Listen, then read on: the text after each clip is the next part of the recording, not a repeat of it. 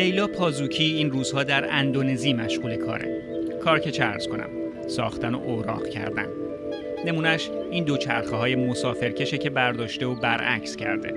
مسافر باید پا بزنه و راننده عقب بشینه و فرمون بده، یا مسافر عقب بشینه و فرمون بده در حالی که هنرمند براش پا میزنه.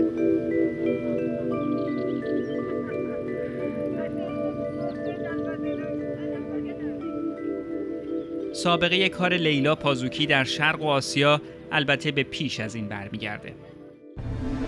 سال 2010 پازوکی به چین رفت تا پروژه هنری اجرا کنه درباره ماهیت کالاهای جهان ما، ماهیت تولید مکانیکی در دوران ما، منطقی که امروز همه زندگی ها رو در بر گرفته و حتی مفهوم اصالت اثر هنری هم از اون در امان نمونده.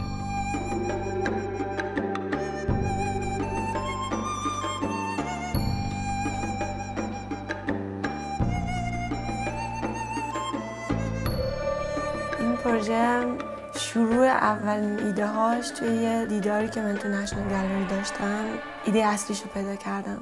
چیزایی که توی خود نشنال گالری دیدم و چیزایی که تو فروشگاه نشنال گالری دیدم و جوری که فروشگاه نشنال گالری کارا رو میفروخت. در واقع یه سری پوستر میفروختن که توی برای تبلیغ این پوسترها نوشته بودن Take a masterpiece home، یه شاهکار هنری با خودت ببر خونه. همین ایده است که باعث میشه خیلی‌ها میان موزه، که ایده این که یه بخشی از موزه رو با خودشون ببرن خونه. بعد به این فکر افتادم که خب اگر این فرهنگه به معنای واقعی کلمه، خب من یه تیکه ازش رو بکنم بیارم بیرون بذارم یه جای دیگه، چه اتفاقی میفته؟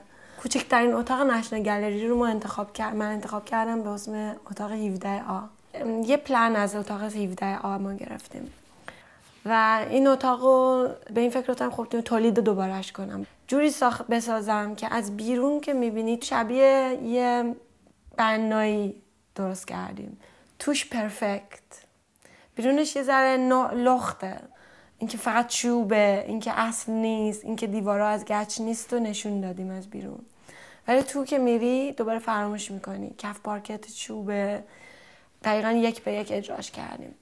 نقاشی ها رو میخواستم تو روسیه سفارش بدم. یعنی اینو من تاکید میکنم که این که این پروژه تو چین بوده بعداً جزو کار شد، ولی مهمترین عنصر کارم نبود. در واقع این پدیده برای من جالب بود، تولید اثر هنری به 3 شکل ماشینوار با وسیله آدما. بعد من رفتم دنبالش سراغش تو روسیه بگردم، ولی بعد اتفاقی همزمان با این پروژه من تو چین بودم. توی دیالوگی با چند تا آدم هنرمند به این رسیدم که آره یه روستایی وجود داره به اسم دافن که توی این روستا همه کپی میکنن.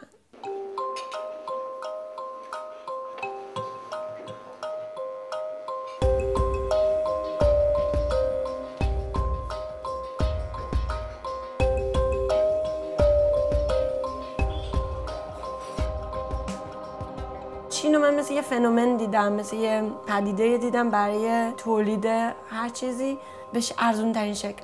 پس عنصر مؤلف هی داره یه شکلای جدید پیدا میکنه تو زمان ما. ارزشی که موزه ها به امضای اثر هنری میدن، چجوری تبدیل شدن آثار هنری تو چند سال گذشته هی بیشتر و بیشتر جزو خیلی مهمی از فرهنگ شدن. همزمان مؤلف توی زندگی روزمره‌مون هی ارزشش کمتر میشه. لباس تو کی دوخته مهم نیست، کفش تو کی دوخته مهم نیست. توی اون مسابقه نقاشی فکر کردم جالبه که همه اینا رو مثل یه کار ببینم. این 100 تا با هم یه پدیده بود و این 100 تا با هم یه اثر هنریه. اگه یه کسی اونقدر که باید ماهر نیست، اون زنی که قرار بوده زیبا باشه زشت میشه، نگاهی که قرار بوده نگاه آرومی باشه یه نگاه غمگین میشه، نگاهی که قرار بوده مطمئن باشه بگه که عدالت یعنی چی، خودش شک داره به عدالت. چیزایی که توی نقاشی ها دیدم و فهمیدم که یه ارتباط مستقیمی بین پولی که من میدم با کوالیتی نقاشی ها وجود داره.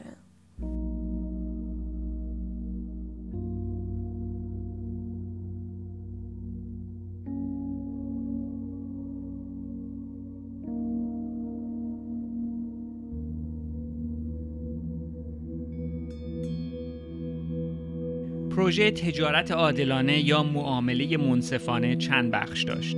یکی مسابقه‌ای با مشارکت 100 نقاش برای کپی کردن تمثیل عدالت اثر لوکاس کراناخ، یکی بازسازی اتاق 17A نشنال گالری لندن و دیگری سفارش کپی‌های از یک اثر مشخص به چند نقاش که هر کدوم مبلغ متفاوتی برای انجام سفارش می‌گرفتند.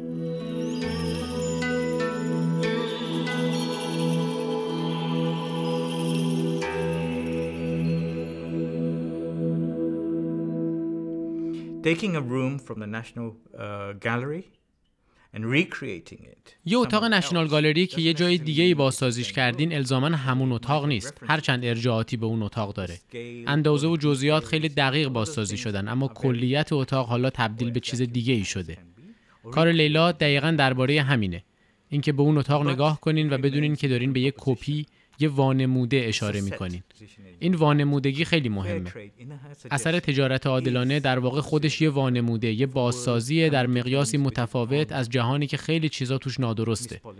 این اثر داره نشون میده چطور دنیای معاصر وانمود میکنه که یه کارهایی میکنه در حالی که کارهای دیگه‌ای میکنه.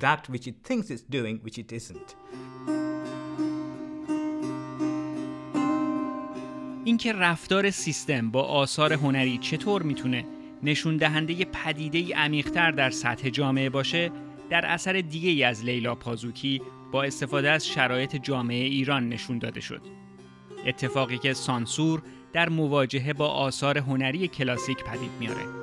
زیباشناسی سانسور.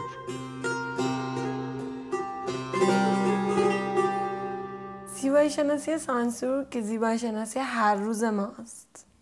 زیباشناسی که ما توش بزرگ شدیم تو ایران، زیباشناسی سانسوره. من لباسای خودم تو تهران بعضی وقتا بیشتر دوست دارم از لباسایی که اینجا میپوشم. یعنی یاد گرفتیم که توی با پوشوندن یه زیبایی درست کنیم، با چیزی که قرار محدودمون کنه یه زیبایی ببینیم توش. اینو بازی که هر روز داریم میکنیم.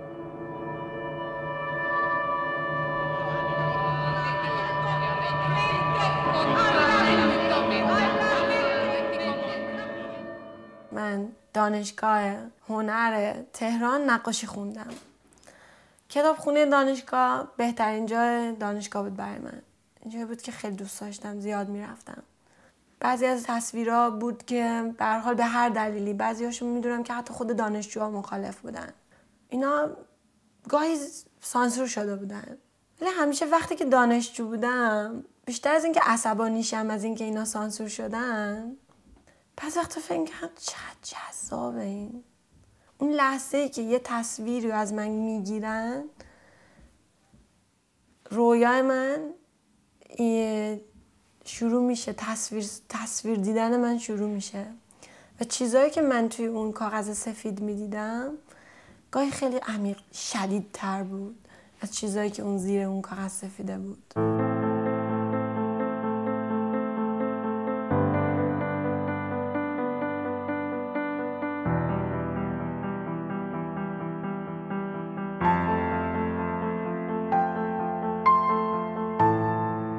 کسی که اینا رو سانسور میکردن ظاهراً آدمایی نبودن که ما فکر میکنیم وحشی یا دوست داشتن خراب کنن. کسی بودن که دوست داشتن خیلی با احتیاط جوری این نقاشی رو بپوشونن که هنوز اون نقاشی وجود داشته باشه. دوم که تو این تحقیق فهمیدم که این آدما بعد از اینکه یه مدت با این کتابا درگیر بودن، اینا درک تصویری از این آثار داشتن. اینجوری نقاشی ها رو سانسور کردن. بعضیش با پاکن بود، بعضیش نقاشی کشیده بودن. تمام این پروژه رو آوردم از موضوع سیاسیش بیرون و اینو مثل یه پدیده فرهنگی روانشناسانه نگاه کردم و خیلی برام جذاب‌تر بود تو اون لول دیدنش. من که اون لول اولیش که خب خیلی ساده است، این کار بعد نکنیم بهتره. ولی این یکی خیلی طولانیه، خیلی میره به ریشه های ما برمیگرده، به این از بچگی، از لحظه‌ای که بچگی چیزی خواستیم ازمون گرفتن. خیلی ریشه داره تو همه فرهنگا. اخیراً اثری از لیلا پازوکی روی جلد مجله کنوس چاپ شده که موضوع اصلیش رفتار سیستم‌ها با کسانیه که خارج از سیستمن. رفتار نهادهای هنر غرب با هنرمندان غیر غربی. اینکه چطور هنرمندان غیر غربی بر اساس مقایسه‌ای مستقیم با هنرمندان تثبیت شده غربی شناخته و معرفی میشن. انگار که از خودشون چیزی ندارن. به یه پاپ آرتیست ژاپنی میگن اندی وارهول ژاپن. به یه سورئالیست اهل بالی میگن دالی بالی. به یه هنرمند کره‌ای میگن جسپر جونز کره و احتمالاً به فرهاد مشیری میگن جف کونز ایرانی. برای لیلا پازوکی به این ترتیب اتفاقاتی که در عالم هنر میفته استعاره‌ای از شرایطی عامتر در کل جامعه معاصر. What a number of these artists are doing is they are looking at contemporary history. کاری که گروهی از هنرمندا که لیلا هم جزوشونه دارن میکنن اینه که اونا دارن به تاریخ معاصر نگاه میکنن. تاریخ در حال حاضر اونقدر سریع در حال حرکته که خیلی چیزها ثبت نشده میمونن. بعضی چیزها ضبط میشن، گزارش میشن، اما خیلی گزارش‌ها هم درست نیستن و تازه علاوه بر اون خیلی بخشای تاریخ معاصر اصلاً بالکل انکار میشه و حذف میشه. بعضی وقتها هنرمندا تنها کسانی هستن که توانایی این رو دارن که درباره این مسائل حرف بزنن. از این لحاظ به نظر من لیلا مثل بعضی هنرمندای دیگه چه داخل و چه خارج ایران کاری که داره میکنه اینه که اسناد خیلی مهمی از دوران ما فراهم میکنه.